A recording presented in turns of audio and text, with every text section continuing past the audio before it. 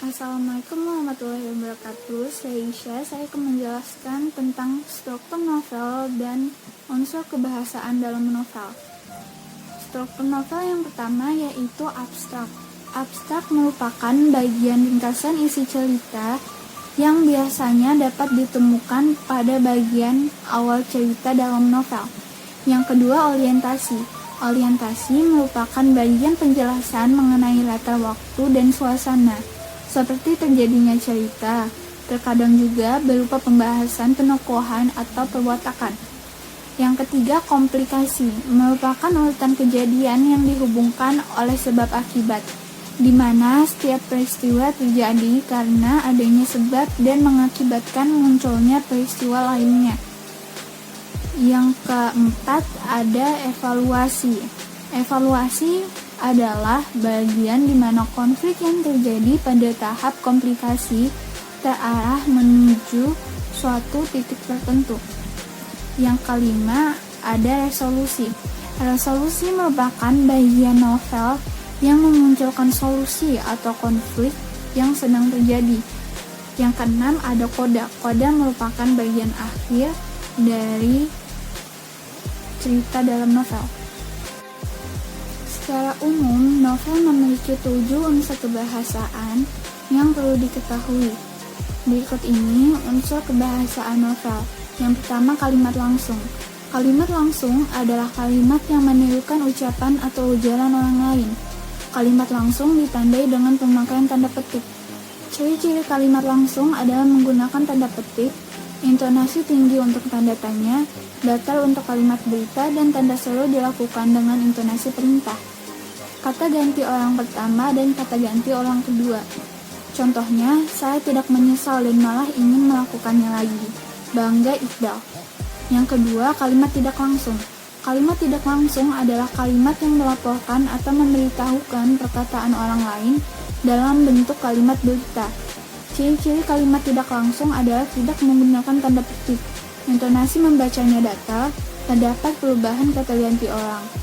Perubahan kata ganti yang dimaksud adalah kata ganti orang ke-1 berubah menjadi kata ganti orang ketiga. Saya, aku menjadi dia atau ia. Kata ganti orang kedua berubah menjadi orang ke-1. Kamu, dia menjadi saya atau nama orang. Kata ganti orang kedua dan ke-1 jamak berubah menjadi kami, kita, dan mereka, kalian, menjadi mereka, kami. Contoh, dia tidak menyesal telah melakukan hal itu, tapi malah bangga dan ingin melakukannya lagi. Yang ketiga, kalimat lampau. Kalimat lampau adalah kalimat yang menyatakan peristiwa masa lampau. Contohnya, Iqbal telah menyelesaikan tugas bahasa Indonesia sejak seminggu yang lalu. Yang keempat, verba material.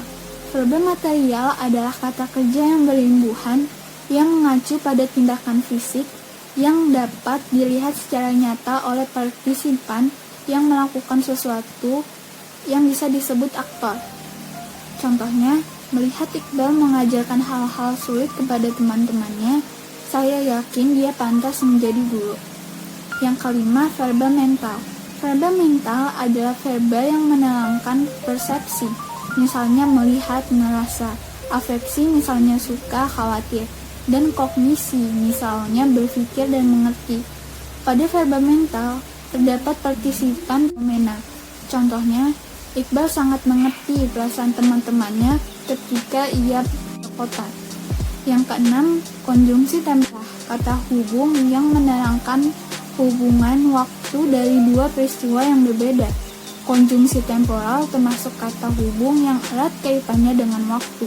Contohnya, Iqbal membuka pianonya, kemudian memainkannya dengan keangkuhan.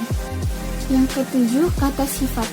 Kata sifat merupakan kelas kata yang mengubah kata benda atau kata ganti, biasanya dengan menjelaskan atau membuatnya menjadi lebih spesifik.